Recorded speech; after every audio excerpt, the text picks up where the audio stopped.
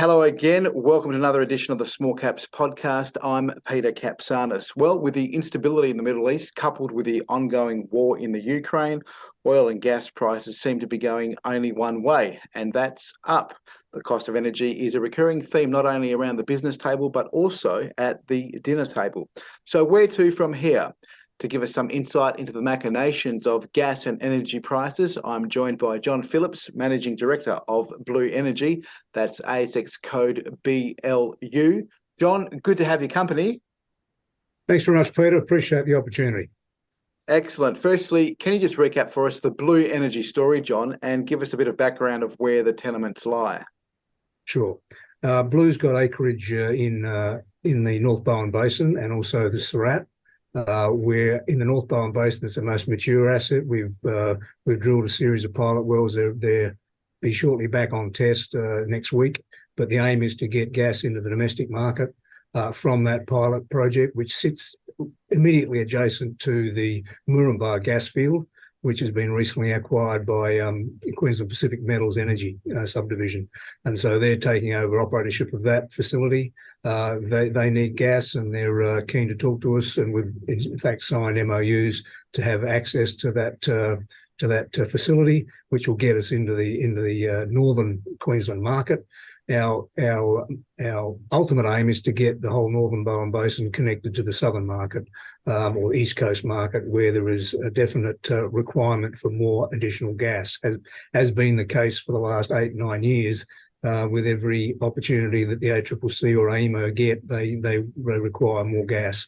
So we are in the process of putting some design work in for the pipe work to get into the Moranbah Gas Project whilst getting our pilots back online.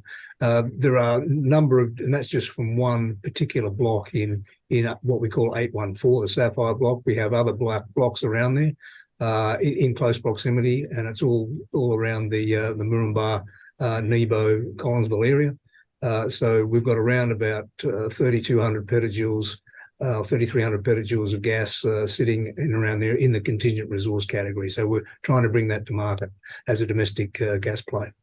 So I'll just recap it. You've got the Bowen Basin, the Galilee Basin, and Surat, I think you said. Yep. They're all in Queensland, and you've also got Greater Macarthur. We've got a large tract of acreage up in the Northern Territory, across the highway from the Beetaloo and the Greater Macarthur Basin. It's frontier exploration, and we're in the early stages of that exploration in that area. So the activity we're seeing and the results from the Tambourines and the Empires is very encouraging for that play. So we're watching with keen interest how that progresses, given there's a new, regulatory regime post the Pepper inquiry on the fracking and the gas industry that was conducted probably 5 odd years ago. And that's a prospective, and I do say prospective, onshore project, correct? We are all onshore, and the Macarthur assets that we have are onshore as well. So we stick in 2 jurisdictions. It's much less complicated to stay with 1 or 2 rather than 8 or 9. So we're in Queensland and the Northern Territory at the moment. Yeah. Now, you referred to the Sapphire Block in Queensland just a moment ago. Your reserves has been boosted thanks to an independent study just recently.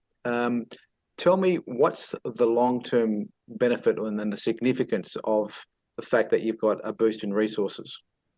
So we're trying to, that's correct, Peter. We've got Netherlands Sewell out of Dallas, who are probably the premier reserve certifiers and estimators for the what we call unconventional gas business, coal seam gas shale. They do conventional stuff as well, but they've always done our reserves because we need independence. Being a small cap, we don't have the leverage of a large corporation to do internal reserves and resources. So we rely on them to do our numbers. And effectively, what we do is when we drill, we submit the data that we acquired to the reserve certifiers, and they come up with a new concept of estimation of reserves and resources. We've signed up with QPM in Townsville for their nickel refinery, their proposed nickel refinery, for a 15-year offtake agreement or gas supply agreement, which is roughly about 112 petajoules over the 15 years. So the results of the drilling that we did last year have come through, and we're now sitting at a 2P reserve level, which is proved and probable reserve level, of about 91 petajoules in the 2P category. In the 3P category, we're a little higher than that. We're up around the 250 or 280 PJ level. So we are well on our way to servicing that supply agreement, which is non-binding at the moment. So we hope to prove that up and cement that in due course. This follows on an extension on the heads of agreement with Origin Energy. That's been updated as well, I understand. It looks like you've got a few, for the lack of a better word, John, deals tucked away to keep you going. Effectively, the volume of gas that sits in the North Bowen Basin far exceeds the domestic demand in the Townsville area. And we've been a promoter of the connection between the North Bowen Basin and the East Coast market for some time. And of course, to get that connection in there, you need a pipeline, which has suitable, satisfactory economics. So what the pipeline builders and operators like to see, they take zero risk, of course. What they like to see is gas reserves on the upstream side and offtake agreements on the downstream side, so that all I have to do is put the line in and clip the ticket with the tariff. So having offtake agreements in Wallumbilla will underpin a pipeline coming south from Moranbah into that region. So that's the ultimate aim, because there's such a large gas resource. I mean, the gas resource in the North Bowen Basin, and I've been banging on about this for years, is around about 30 years worth of domestic gas demand on current demand levels. So, and that's currently sitting unconnected to the East Coast market. It's been de-risked. It's been in production from the North Bowen Basin for about 15 years. It's been drilled out and proven up. It just needs to be developed. So what's the timeline here? You know, obviously with your crystal ball and your majestic hat on, what in terms of delivery? What's the life? So obviously, the quickest road to market is in through the MGP into the domestic market. That's probably 18 months, 2 years, if that, to get connected from Sapphire straight in there. In terms of a southern pipeline, it's probably a bit of a longer road to hoe. We've had federal and state governments looking at the feasibility of and commerciality of a pipeline connection, and they've deemed in the first two phases of probably a 3-phase study that's been going on for a couple of years now. They've deemed that yes, it's feasible, and secondly, yes, it's commercial, but the proponents will need some government support. Now, we don't know what that means at this point. But given the fact that the AEMO reports or gas statement of opportunities that come out every year are predicting or forecasting gas shortfalls in the southern states, and Queensland does a lot of the heavy lifting to supply the southern states with gas, it seems almost a no-brainer to me anyway, that connectivity of that or connection of that North Bowen gas resource into the southern market is the quick kill. For a medium and long-term supply surety. So what do you think in terms of the overall narrative for Blue Energy, John? I mean, I think you started back in the mid-2000s originally, and you're going from strength to strength. You're acquiring these tenements, these projects. They're ready to come online in the fullness of time. What do you think that this all means for the whole Blue Energy story? So we're very close to getting first production now into a market. So that will be cash flow in the next maybe 18 months. It's a very short connection into the Moranbah Gas Project, thanks to the assistance of the new owner of the MGP, which is QPM. They're very, very amenable to having more gas come through that facility, which has been underutilised for quite some time. They also have an offtake arrangement so that we can supply gas into their nickel refinery once that's constructed. So between the two of us, QPM and Blue, we've got most of the North Queensland market covered in terms of reserves and offtake agreements. So that's the shortest term road to hoe. We have some other acreage that we will bring in due course. But the Southern gas pipeline connection, either into Gladstone or Wallumbilla, is where the big volumes need to go. As I mentioned before, the North Queensland market's quite restricted to the small market, although we want to grow that. But the big ticket items for the large volumes that are in the North Bowen sits in the East Coast market. And I no doubt you'd be advocating for the provision, the ongoing provision of these gas supplies, which Blue Energy has got access to, for that southern delivery, your New South Wales, Victoria, etc. So I guess in the long term, how important, how critical is it to have this ongoing supply of gas? And I touched on it in my intro, given the geopolitical climate and instability in the Middle East and inflation and the cost of living rising. Is in terms of that consumer market, how important is it to have these supplies and these reserves at the ready, John? Well, it's critical, and nothing more critical than security, national security, I think, is the issue. We import most of our liquid energy sources through either refined product or what little refinery capacity we've got left. So that all comes in through, I guess, bottlenecks through the Indo-Pacific area. And geostrategically, we see some influences now pervading through that Indo-Pacific area, which are not particularly conducive to, I guess, free trade potentially coming along. So I think we've got about 2 weeks of avgas supply and about the same of diesel. So from a national security point of view, having the ability to function as a nation with our own supply of liquid fuel is critical, and securing that through storage and additional discoveries and production is a basic element of national security. The other thing is our strength is gas, obviously, and having more gas supply and having more ability to run things on gas means that we can insulate ourselves from potentially the machinations of international trade and conflict, and also pricing, if we have a robust gas supply industry onshore and offshore Australia. So I think it's critical. And the other thing we've got to be very careful of, and I think the government's finding this out, the federal government's finding this out rather rapidly, is that it's fine to transition to a new energy supply, which is wind and solar with batteries.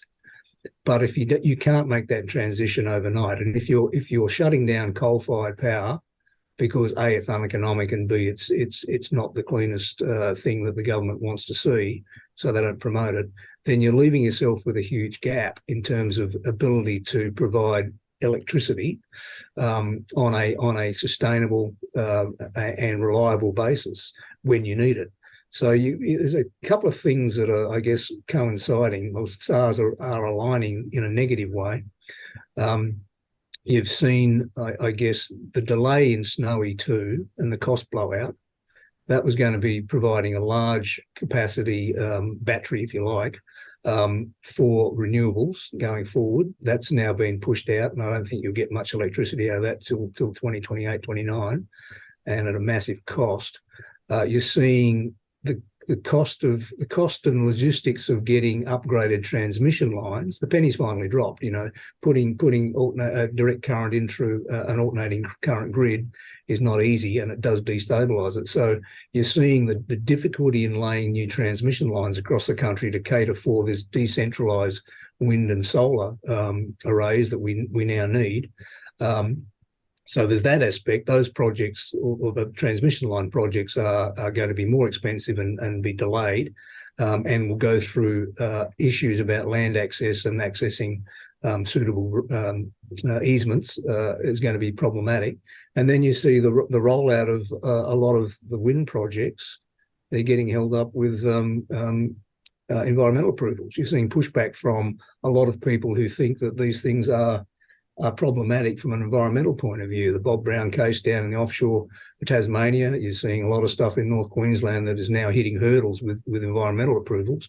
There is a backlog to be dealt with. So I think the whole timeline for getting to 80% wind and solar and batteries is going to be put under severe pressure. And in the absence of coal, which is shuttering very quickly and more quickly than people had anticipated, means that you've got to have gas as the ability to switch on in an instant and cover the diurnal effect of wind and solar inadequacy. So to me, you've got to develop a gas supply that is for electricity that is reliable and able to step in to bolster the growing renewables. Now, that's one aspect of the use of gas. People focus on gas for electricity, but gas is fundamental for all plastics.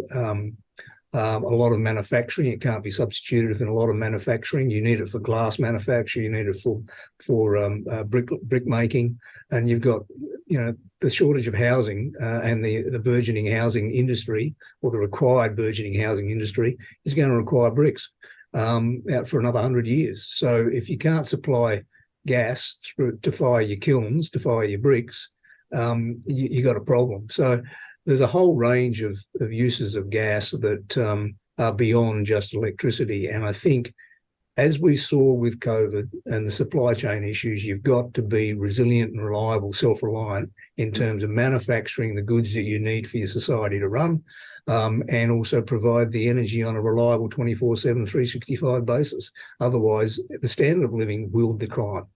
Well, I like how I asked one short question. You've given me a very detailed answer, so well done. You answered that. You prompted my second and third question, follow-up questions on that. So I'm glad you went into some detail there. So I take it. Let me say or put to you what you've just said another way. So these plans for state governments around Australia, where they have these 2030 net zero targets, are they simply flawed and effectively aspirational and unachievable? There seems to be a growing commentary that globally that brings into question the ability to meet the targets that have been set in the timeframes that are being enunciated. So I think the aggressive nature with which politicians and bureaucrats are rolling out targets is going to put a lot of pressure on the resources we've got. Just for example, the transmission lines, you're going to need a workforce of experienced sparkies in the transmission line network that we just don't have. We don't have, and unlikely to get it anytime soon, I suspect. So it has a knock-on effect in terms of supply chain for both skills and materials that makes that timetable very, very tenuous in terms of completing it. So I think the aggressive nature with which we've gone after this is now starting to hit home globally. With inflation going up, the cost of materials is going up as well. And so the economics of some of these things is starting to look a bit shady or shaky. Offshore wind is turning out to be very expensive, not only to install, but to maintain. Offshore wind farms, great in concept, out of sight, out of mind. But the cost involved in setting them up and then maintaining them with the harsh saltwater environment, the issue with bearings and turbines that are besetting some of the global leaders in turbine manufacture, is meaning that the cost of maintenance and rectifying flaws in their design is massive. And that's having a knock-on effect around the globe. So, and I think you've also seen the oh hell moment in Germany, where they've been reliant on natural gas from Russia, funnily enough, which sort of evaporated in an instant, and they're now wholly reliant on wind and solar which in winter doesn't work too well. So they need France's nuclear electricity generation. They're going back to actually reinstating some of the coal-fired power stations and the lignite mines that they've had bunkered down for quite some time. And the other aspect of this also, or another example of this, is the UK's about face on nuclear. They're now pushing hard on nuclear. And so I think you're seeing, because of the cost of electricity has gone through the roof. And I don't know about you, but I can remember when the renewable energy target was brought in the Howard years with the promise that, it's free energy, that it'll drive the price of electricity down for domestic users. And all I've seen since about 2005, when the RET scheme was brought in, was an ever increasing trajectory of electricity prices. So I'm not sure whether people have got short memories or they still subscribe to the fact that we will change the temperature of the globe by reducing our 1.5% carbon dioxide emissions to 1.2% carbon dioxide emissions, while the main emitters get off scot-free. We're going to cripple our economy if we're not careful, for the sake of a couple of parts per million, if you can measure it, of CO2. Now, the net zero brigade will push that hard, and everyone's on board with it. So if we've got to go down that path, if people want that, then they've got to decide what they want to go without. Mm. Well, John, Aren't you glad you asked? Well, I can tell. Well, a very frank and open conversation, a discussion. We could probably spend hours talking, and no doubt anyone watching and listening to this podcast will probably be, I guess, enlightened. It'd be fair to say, John, you probably have one or two skeptics as well from the brigade that you mentioned, but I think, economically and financially, what you say probably rings true in many. I mean, there's nothing wrong with skepticism. In fact, I'm a scientist or geologist by background, so I've seen most of in some form, most of the 4.5 billion years of Earth history. So I can be skeptical as good as the next person. In fact, that's what's required if you want to test a hypothesis. Yeah. Well, look, it's been great to have you on the show. Thank you for your insights. Good luck with the Blue Energy story and the journey ahead. And no doubt, as things emerge, we'll be here at the Small Caps podcast team to cover it. So thanks again for your time today, and we look forward to unearthing and telling the Blue Energy story for many more months and, if not years, to come. Thanks very much, Peter. I appreciate the opportunity.